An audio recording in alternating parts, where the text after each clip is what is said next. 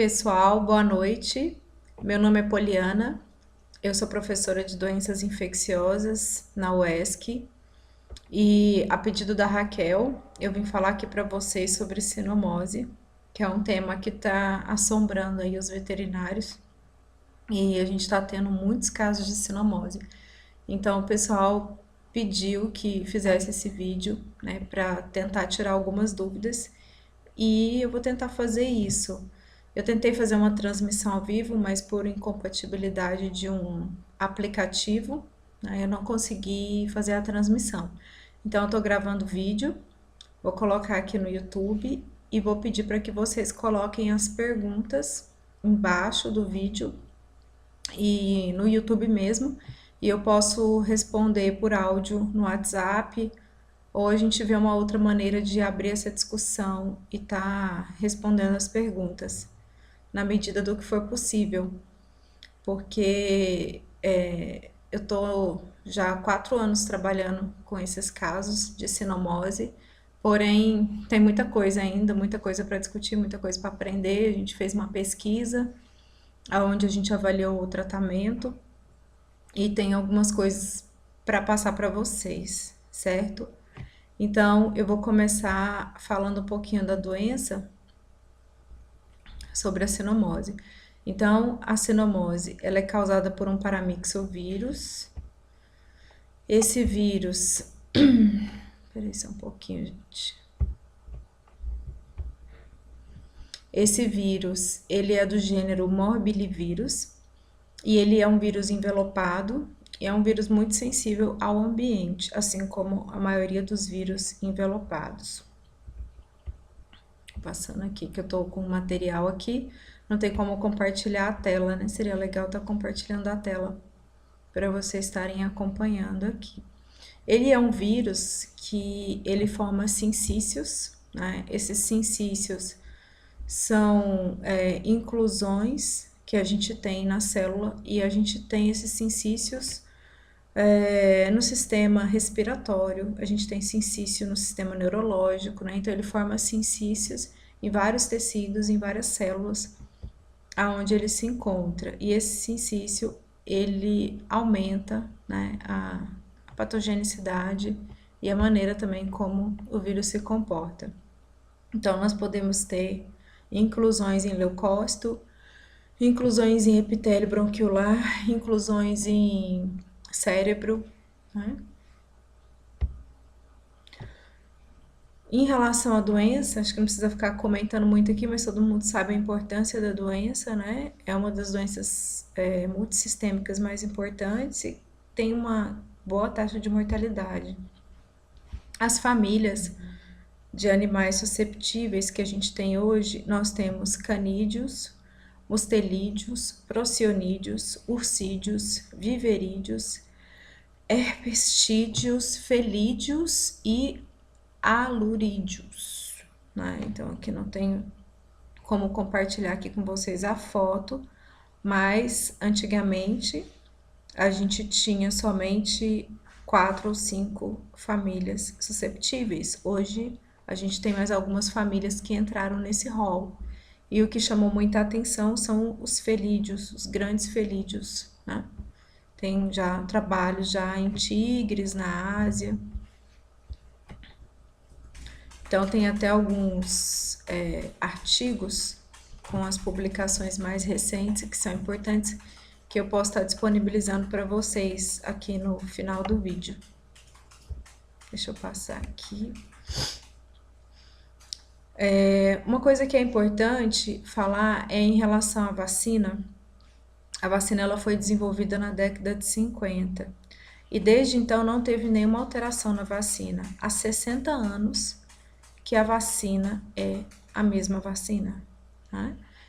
E a gente sabe que o vírus ele sofre mutação e a gente já tem variações antigênicas, né? Principalmente em relação à patogenia do vírus e à evasão do vírus do sistema imunológico. Então, as vacinas deveriam ser reestruturadas, né? Então, essa divergência, né, de sequências de aminoácidos diferentes devido a mutações permite com que a vacina não tenha a eficiência como deveria ter, né? Isso também explica um aumento maior do número de casos. Em relação à infectividade do vírus, a gente tem como início a penetração do vírus via sistema oronasal, principalmente, por partículas, né, que estão no ar, aerossóis, ou mesmo em locais onde o animal vai lamber, né, pode ser via mucosa da boca ou oronasal, mas a principal oronasal. A incubação é em média 4 semanas, de 1 a 4 semanas. Depois esse vírus ele vai para as tonsilas, linfonodos e brônquios, né? A gente tem linfonodos retrofaríngeos e linfonodos brônquicos, onde a gente começa com aquele quadro normalmente respiratório, onde o animal vai apresentar primeiro secreção no nariz, tosse, aquele quadro respiratório que se confunde com uma série de outros problemas. E depois a gente tem a primeira viremia no baço, medula óssea, estômago, intestino, nódulos linfóides e mesentéricos e também células de Kupfer. São as primeira viremia. A segunda, a gente já tem o vírus presente em neutrófilos e monócitos, aumentando a carga viral em órgãos afetados e passando para tecidos de alta afinidade. E aí, com 6 a 9 dias, a gente já tem o vírus em todos os órgãos e sistemas, então é muito rápido, né? Inclusive no sistema nervoso central, e a gente já tem trabalhos, né, mostrando macrófagos isolados infectados nas meninges, com 9 dias. Com 14 dias, 14 a 21 dias, o vírus já está causando uma série de lesões no sistema neurológico, principalmente via sanguínea e via líquor. É onde a gente consegue ver os casos mais graves e neurológicos da doença, dependendo do tipo viral, da cepa viral e dos tecidos do sistema neurológico atingido. E aí a gente tem toda aquela sintomatologia clássica, né, que a gente já conhece, de espasmos, ataxia, o animal não consegue levantar, não consegue se locomover, então ele tem também fraqueza muscular e tem alterações neurológicas que afetam também todo esse quadro neurológico, né? A gente tem também como principais sinais clínicos, outros sinais clínicos, secreção ocular, que é um dos principais sinais clínicos observados, hiperqueratose e também presença de pústulas, principalmente na região do abdômen, mas por todo o corpo do animal.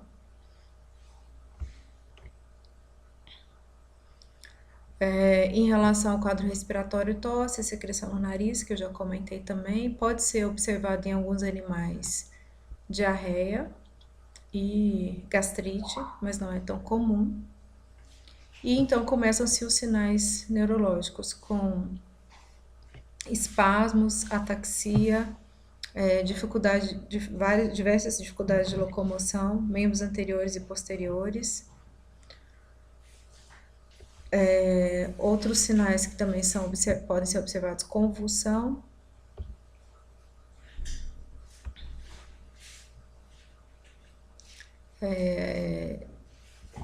o animal pode apresentar também várias alterações no sentido de equilíbrio, alteração de pescoço, cabeça,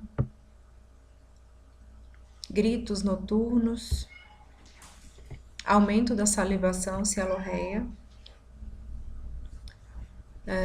mioclonia, né, que a gente já comentou aqui, e paraplegia. Em relação aos sinais clínicos neurológicos, o principal é a mioclonia, são os espasmos, onde a gente tem 38% de frequência, a ataxia com 25%, convulsão com 18% e paraplegia com 13%. Em relação à idade, 45% dos animais infectados têm até 1 ano de idade, 51% de 1 a 9 anos e 2,7% acima de 9 anos. Outras alterações que podem acontecer também são alterações comportamentais, onde o animal pode apresentar juntamente com isso nistagmo, andar em círculos, cegueira e alterações de consciência.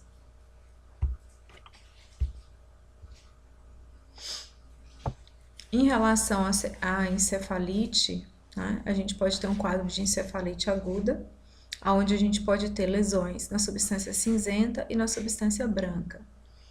Na substância branca, a gente tem um processo de desmelinização com a replicação do vírus nas células da glia. E na substância cinzenta, a gente tem infecção e necrose na substância cinzenta, associado também com o processo de apoptose de neurônios. As lesões desmineralizantes, elas prevalecem e a gente pode observar lesões na substância cinzenta ausentes, tá? Quando a gente tem lesão desmineralizante. E no cerebelo e na substância branca periventricular, trato óptico e medula espinhal, tá? Onde a gente pode ter também essas lesões.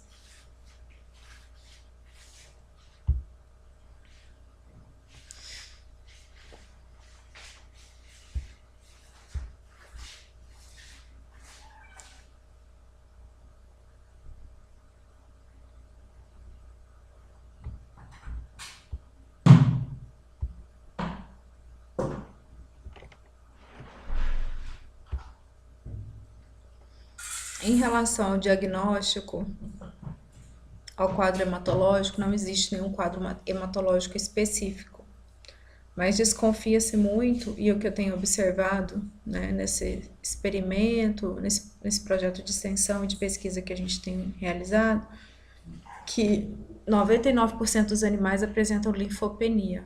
É o primeiro sinal, assim, que chama a atenção. Muitas vezes, o número de leucócitos totais não está alterado, mas a linfopenia está sempre presente. Então, é um dos primeiros sinais que a gente observa, assim, pode ser como primeiro sinal clínico. Juntamente com essa linfopenia, a gente pode ter leucocitose ou leucopenia. E associado também à anemia e ou trombocitopenia.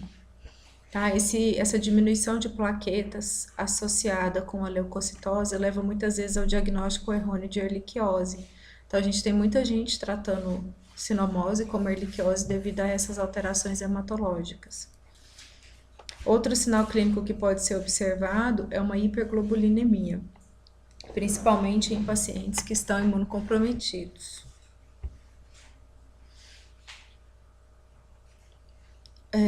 Um ponto importante para o diagnóstico é a inclusão de corpúsculo de Lenz, que pode ser observado em esfregaço sanguíneo, onde são observados em linfócitos, monócitos, neutrófilos e ou eritrócitos. No líquor, né, também a gente pode ser retirado esse líquor e pode ser feita uma análise desse líquor, onde pode ser observado também alterações, né, e pode ser feito também inoculação em célula. Geralmente a gente não faz esse tipo de diagnóstico, é mais provável fazer o PCR do líquor. Pode ser feito também esfregaço da mucosa nasal, prepulcial, vaginal e também conjuntival. Principalmente, a conjuntiva ela é bem importante para o diagnóstico. Porém, somente na fase aguda, né?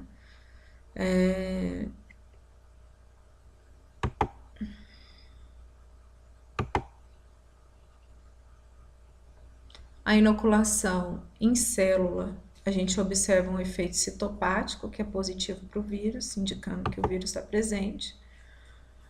E pode ser feito também a imunofluorescência, né, utilizando um anticorpo marcado, ou mesmo o PCR. Em relação ao teste rápido, esse teste imunocromatográfico que a gente faz, que é o teste que quase todos vocês têm na clínica, geralmente utiliza-se suave de mucosa nasal ou saliva, conjuntiva, urina, soro e plasma.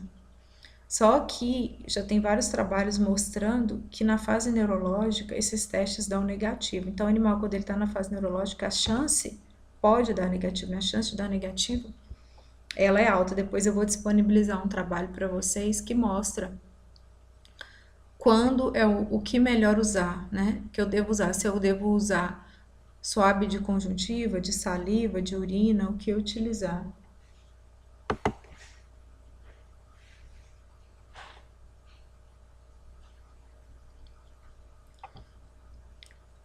Outra coisa que é importante, na fase aguda e na fase crônica, os níveis de interferon também estão aumentados, podem ser dosados esse nível. E pesquisa de anticorpo IgG com atividade anti-CDV, né, antivírus, específica, né? E o ideal é colher 1 ml de líquor a cada 5 kg de peso, né, do animal. Aí pode ser avaliado IgM e IgG. Na fase aguda, o IgM ele tem uma acurácia de 81%. E o IgG quando tem uma infecção que já passou, ou animal vacinado. Né? Normalmente detecta-se IgM, que é o primeiro anticorpo, né, de fase aguda. Em relação ao diagnóstico molecular, pode ser feito PCR em tempo real de todos os swabs, conjuntival, nasal, retal, urina também, soro e sangue. Inclusive, PCR em tempo real da urina e o exame imunocromatográfico da urina dá um resultado bem interessante.